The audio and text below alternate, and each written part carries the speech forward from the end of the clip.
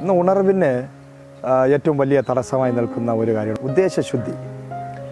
കൃത്യമായും ദൈവം ചിലരെയൊക്കെ വിളിച്ചിരിക്കുന്നത്, എനിക്ക് ഒന്ന് രണ്ട് ഉദാഹരണങ്ങൾ ഞാൻ പറഞ്ഞുകൊണ്ടത് മനസ്സിലാക്കി. ഒന്ന്, എനിക്കറിയാവുന്ന ഒരു വ്യക്തിയുണ്ട്. അദ്ദേഹത്തെ ഒരു വലിയൊരു ഗ്രോത്തുള്ള, ഒരു 500 പേരൊക്കെ കൂടുന്ന വലിയൊരു ഗ്രോത്തുള്ള ഒരു സഭ ആ വ്യക്തിയിലൂടെ ദൈവം ആരംഭിച്ചു. വളരെ ഫാസ്റ്റ് ഗ്രോത്തിങ് ഉള്ള ഒരു ചർച്ച്, വളരെ പവർഫുൾ അനോയിൻറ്റിങ്, വളരെ പവർഫുള്ളായിട്ടുള്ള ദർശനങ്ങൾ, വെളിപ്പാടുകൾ, അസാധാരണമായ മിറക്കിൾസ്. വരുന്ന ജനങ്ങളൊക്കെ ഉത്സവം പോലെ ആ ദൈവ അപ്പോസ്തലിക പുസ്തകത്തിനകത്ത് നടന്നതുപോലെ റിവൈവലിൻ്റെ ഒരു സ്റ്റാർട്ടിങ്, ഒരു റിവൈവലിൻ്റെ ഒരു വ്യക്തിയായി, ദൈവത്തിൻ്റെ കയ്യിൽ ഇണങ്ങിയ ഒരു ആയുധമായി പ്രവർത്തിച്ചു കൊണ്ടിരുന്ന ആ വ്യക്തി. എന്നാൽ ഒരു ദിവസം പെട്ടെന്ന് ഞാൻ കാണുന്ന അദ്ദേഹം ഈ സഭയും ഇതെല്ലാം മറ്റൊരാളിനെ ഏൽപ്പിച്ചിട്ട് പോകുന്നതാണ് കണ്ടത്. അതിൻ്റെ പിന്നീടാണ് അദ്ദേഹത്തിൻ്റെ ആ ഉദ്ദേശം മനസ്സിലായത്. അദ്ദേഹം പോയത്, അദ്ദേഹത്തിനോട് ആരോ ഒരു പ്രവാചകൻ പറഞ്ഞു അദ്ദേഹത്തിന് വിദേശത്ത് നിന്ന് ഒരു സായിപ്പത്തിയായി ഒരു മദാമയെ വിവാഹം കഴിക്കും എന്നൊരു ദൂത് അദ്ദേഹത്തിനുണ്ടായി.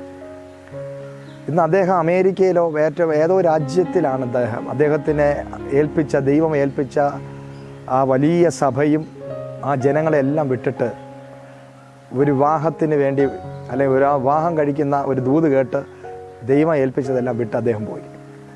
ആ സഭ അനാഥമായി. ഇങ്ങനെ അനേക വ്യക്തികൾ തങ്ങളെ വിളിച്ച വിളിക്കകത്ത് കയറുന്നതിന് പകരം, ബൈബിൾ കോളേജ് ആദ്യം ഇറങ്ങിയപ്പോൾ ശുശ്രൂഷകനായി, പ്രവാചകനായി, അഭിഷിക്തനായി ഇറങ്ങി.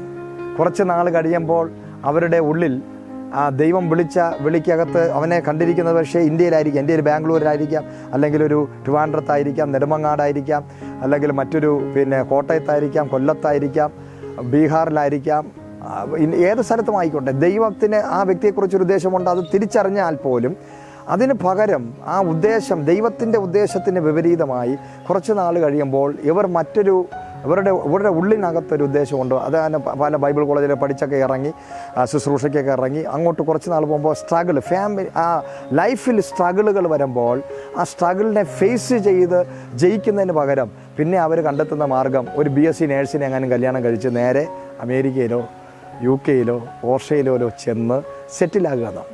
ഇന്ന് അനേകർ അങ്ങനെ ദൈവവിളിയുള്ളവർ, അവരുടെ ദൈവം അവരെക്കുറിച്ചുള്ള ദൈവത്തിൻ്റെ ഉദ്ദേശത്തിന് വിപരീതമായി വിളിയിൽ നിന്ന് പുറത്തായി ഭാവിയെക്കുറിച്ചുള്ള ഭയം കാരണം സ്ട്രഗിളായി പോകും. എൻ്റെ ലൈഫ് ശുശ്രൂഷയിൽ മുന്നോട്ട് പോവുകയാണെങ്കിൽ സ്ട്രഗിളാണ് ഇത്. എന്തായിത്തീരും? ഞാനൊരു വലിയ ഫേമസ് ഉള്ള, അല്ലെങ്കിൽ എനിക്കൊരു വീടോ സ്ഥലമോ കാറോ അല്ലെങ്കിൽ വൻ സെറ്റപ്പൊന്നും ആകാൻ വഴിയില്ല. എൻ്റെ ലൈഫിനെക്കുറിച്ച് അങ്ങോട്ടൊരു പിടി കിട്ടുന്നില്ല. അതുകൊണ്ട് ഞാൻ എന്ത് ചെയ്യുക, നേരെ ചെന്ന് എൻ്റെ ലൈഫിനെ സെറ്റിലാകുക, എൻ്റെ ജീവിതത്തെ സെറ്റിലാകുക. എത്രയും വേഗത്തിലൊരു വീട്, എത്രയും വേഗത്തിലൊരു, അതിനുവേണ്ടി വിദേശത്ത് പോകുന്നവരുണ്ടോ? അതിനുവേണ്ടി വിസ എടുത്ത്, ആരും വിളിക്കാതെ തന്നെ എങ്ങനെയെങ്കിലും വിസ എടുത്ത് ഗൾഫുകളിലും അമേരിക്കയിലും മറ്റു പല രാജ്യങ്ങളിലും പോയി അവർ പോകുന്നതിൻ്റെ ഉദ്ദേശം സുവിശേഷം അറിയിക്കുകയല്ല, പ്രസംഗിക്കുകയല്ല, അവിടെയുള്ള സഭകളിൽ മുഖം നോക്കാതെ ദൈവവചനം പറയുന്നതല്ല, അവിടെ ഉള്ള അച്ചായന്മാരെയൊക്കെ അങ്ങ് സന്തോഷിപ്പിച്ച് സ്നേഹിപ്പിച്ച് മുഖം നോക്കി അവരുടെ ഇഷ്ടം, അവർ ചെല്ലുമ്പോഴേ പറയും ഇന്ന രീതിയിൽ പ്രസംഗിച്ചോളണം, അവരുടെ ഇഷ്ടത്തിനനുസരിച്ച് മനുഷ്യൻ്റെ മുഖത്തെ പ്രസാദിപ്പിക്കുന്ന മാനുഷികമായ താല്പര്യങ്ങൾക്കും ഉദ്ദേശങ്ങൾക്കും വേണ്ടി അവർക്ക് ഒരു 6 മാസം അമേരിക്കയിൽ പോയി നിന്ന് കഴിഞ്ഞാൽ തിരിച്ചു വരുമ്പോൾ ഒരു വീട് വയ്ക്കാനുള്ള ഒരു അടിസ്ഥാനം ഇടാം. അടുത്ത പ്രാവശ്യം വേറെ രാജ്യത്ത് പോയാൽ അതിൻ്റെ പണി പൂർത്തീകരിക്കാം. അപ്പോൾ ഒരു സ്ഥലം വാങ്ങിക്കണം, വീട് വാങ്ങിക്കണം, ഒരു കാറ് വാങ്ങിക്കണം, വസ്തുവകൾ വാങ്ങിക്കണം, ഒന്ന് സെറ്റിലാകണം. ഈ ഒരു ഉദ്ദേശത്തിനകത്ത് പലരും പെട്ടുപോവുകയാണ്. ആ പിശാചിൻ്റെ കെണിയിൽ പെട്ടുപോവുകയാണ്. അവരുടെ ഉദ്ദേശശുദ്ധികൾ മാറുകയാണ്. പിന്നെ അവരെ കാലം മറന്നു പോകുന്നു, അവരുടെ മിനിഷികൾ മറന്നു പോകുന്നു, അവർക്കൊരു ചരിത്രമാകാൻ പറ്റുന്നില്ല. ദൈവം അവരെ വിളിച്ചത് ഒരു ഹിസ്റ്റോറിക്കലായി, ഒരു വലിയൊരു ഹിസ്റ്ററിയാകാൻ, ഒരു ഹിസ്റ്ററി മേക്കറാകാൻ വേണ്ടി വലിയ വിളിയുള്ളവർ ദൂത് കേട്ടവരാ. അവരോടുള്ള ദൈവത്തിൻ്റെ പ്രവാചകന്മാരുടെ ദൂത് അങ്ങനെ, നീ ഒരു ഹിസ്റ്ററി മേക്കറായി മാറും. അപ്പോൾ തുള്ളിച്ചാടി കസേര ഓടിച്ച് ആരാധിച്ചവരാ. പക്ഷേ അവരുടെ ഉദ്ദേശം മാറി. പകുതി വഴിയിലെത്തിയപ്പോൾ BSc നേഴ്സിനെ കണ്ടു, റാഹേലിനെ കണ്ട യാക്കോബിനെ പോലെ.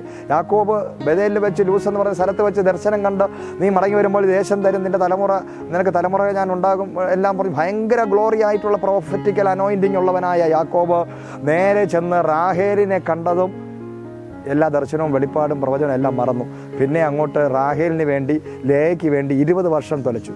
14 വർഷം 2 സ്ത്രീകൾക്ക് വേണ്ടി തകർത്തു, നശിച്ചു.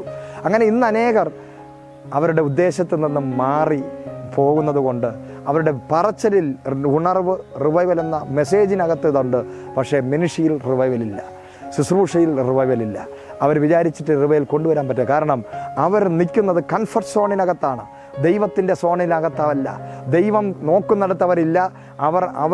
അവരുടെ കംഫർട്ട് സോണുകൾക്കകത്തവരാണ്. അവരുടെ ജോലി വിടാൻ അവർ തയ്യാറല്ല, അവരുടെ പദവി വിടാൻ തയ്യാറല്ല, അവരുടെ പാരമ്പര്യം വിടാൻ അവർ തയ്യാറല്ല, അവരുടേതായ ഒന്നും വിടാൻ അവർ തയ്യാറല്ല. അവർക്ക് അവരുടേതായ ഉദ്ദേശങ്ങളുണ്ട്. അങ്ങനെ സ്വന്തം ഉദ്ദേശങ്ങളിൽ ഊന്നി നിൽക്കുന്നവരെ അല്ല ദൈവം റിവൈവലിന് യൂസ് ചെയ്യുന്നത്. ദൈവം ഊരിൽ നിന്ന് ഇറങ്ങാൻ പറഞ്ഞാൽ ഇറങ്ങാൻ തയ്യാറുള്ള ഒരു അബ്രഹാം ഉണ്ടെങ്കിൽ, അല്ലെങ്കിൽ കർത്താവിന് വേണ്ടി എല്ലാം വിട്ടിട്ടിറങ്ങുന്ന പൗലോസിനെ പോലെ ചിലരുണ്ടെങ്കിൽ, അവരിലൂടെയാണ് ദൈവം ഉണർവ് കൊണ്ടുവരുന്നത്. God bless you.